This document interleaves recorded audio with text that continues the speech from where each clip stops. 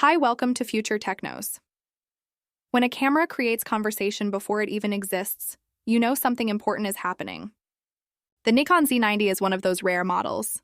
People are talking, people are speculating, and people are waiting. This buzz alone says a lot. Cameras often launch quietly. They arrive, reviews appear, then interest fades. But the Z90 is different. Even before it's real, it is pulling attention. Why? Because it represents more than another body. It represents a missing piece in Nikon's story. To understand this moment, we must look back. Nikon's mirrorless journey has not been simple. When Sony first pushed mirrorless full-frame into the mainstream, Nikon was not ready. Canon shifted early. Sony surged ahead. Nikon had to restart. They needed to prove themselves all over again. That proof began with the Z6 and Z7. These models were not experiments. They were statements. The Z6 brought balance for everyday shooters. The Z7 brought resolution for detail lovers. Both carried the message that Nikon was serious about mirrorless. Then came the Z9. That camera rewrote Nikon's reputation. A flagship without compromise. No mechanical shutter. Advanced autofocus. High-resolution video. It became a professional's tool almost overnight. Sports photographers, wildlife shooters, media workers, they adopted it fast. Many said it equaled or even surpassed the DSLR giants that came before it. The momentum continued with the Z8. A smaller version of the Z9, lighter and more affordable, but still powerful. It spoke to creators who wanted flagship performance without flagship weight. It worked. The Z8 earned respect. By this point, Nikon was fully back in the conversation. But one gap remained. APS-C. Yes, Nikon had the Z50. Yes, they had the ZFC. Both were good. Both sold well. The ZFC especially turned heads with its retro styling. But under the skin, they were limited. No in-body stabilization. Modest burst speeds. Autofocus behind the leaders.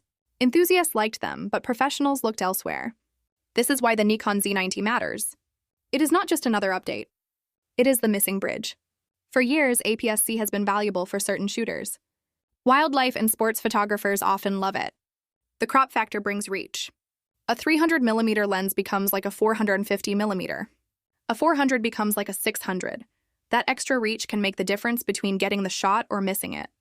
APS-C offers speed and power in a smaller package, but Nikon never gave APS-C the professional treatment in mirrorless. Canon did with the R7. Fujifilm built an empire on APS-C. Sony kept refreshing the A6000 line. Nikon stayed quiet. That silence is why the Z90 feels like an event. It is not just a new body. It is the chance to bring APS-C into the professional Z system. Many see it as the spiritual successor to the D500, Nikon's beloved DSLR. The D500 was speed. It was toughness. It was reliability. People adored it.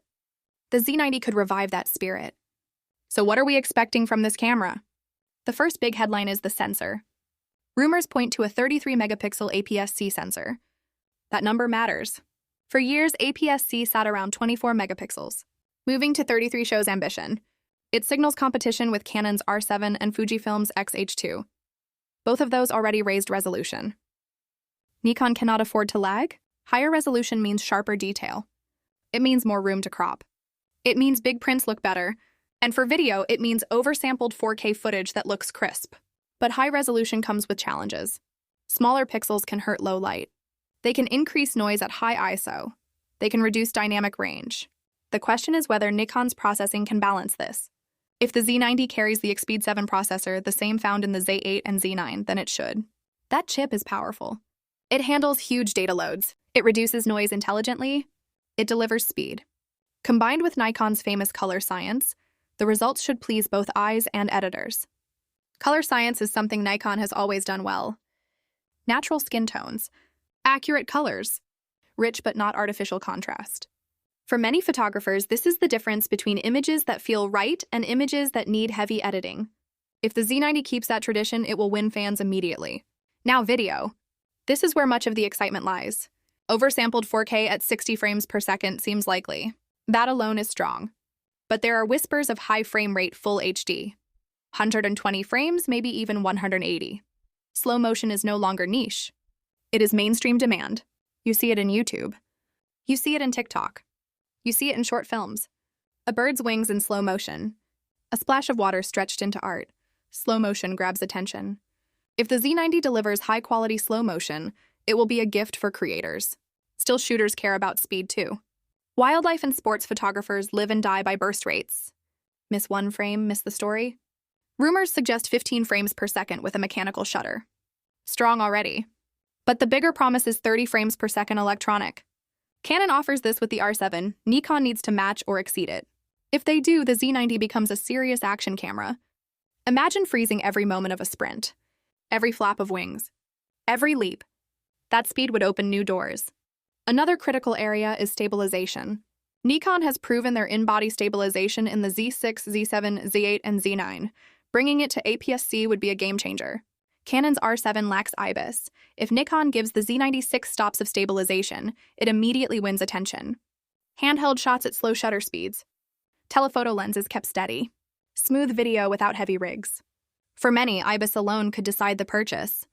The screen design also matters. Nikon could choose tilt or full articulation. A tilt screen is fast and simple. Great for photographers. A fully articulating screen is versatile. Essential for vloggers and creators. The decision here will reveal Nikon's target. If they want to win hybrid shooters, articulation makes sense. Storage is another clue. Dual card slots are rumored. One CF Express Type B, one SD. That mix is powerful. CF Express brings speed. Perfect for 4K video and long bursts. SD is cheap and available everywhere. Together, they cover both worlds. Many mid-range cameras offer only SD. If Nikon includes CF Express, it signals seriousness. Durability is also expected. Nikon built its name on rugged bodies.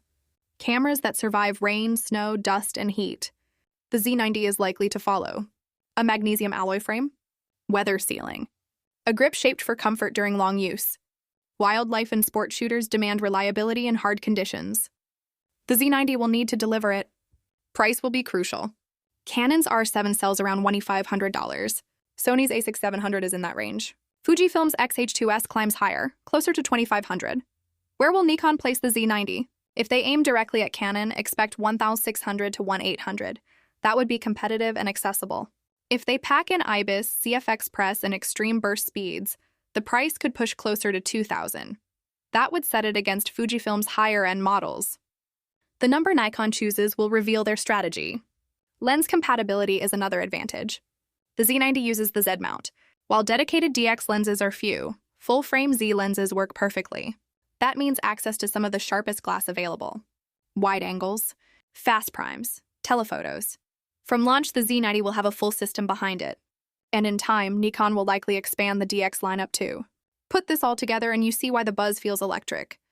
The Z90 is not just a camera. It is a symbol. It represents Nikon giving APS-C the respect it deserves. It represents a bridge between enthusiasts and professionals. It represents the revival of the D500 spirit in mirrorless form. Think about the possibilities. A YouTuber filming sharp 4K 60, then cutting to slow motion at 120 frames. A wildlife shooter turning a 400mm lens into 600 with crop advantage. A sports photographer firing at 30 frames per second, never missing the decisive moment. These are not abstract numbers. They are practical, powerful tools that change what creators can do. Of course, many questions remain. Will the sensor be stacked? Will autofocus match the Z9 and Z8? Will it lean more towards stills or hybrid use? These unknowns fuel the conversation. They keep forums alive. They keep videos rolling. They keep imaginations busy. But one truth is clear. If Nikon delivers even part of what is expected, the Z90 could become the most important APS-C mirrorless release of the decade. Not a side project. Not a niche toy. A real professional-grade tool. A statement that Nikon is here, not only in full frame, but in every category.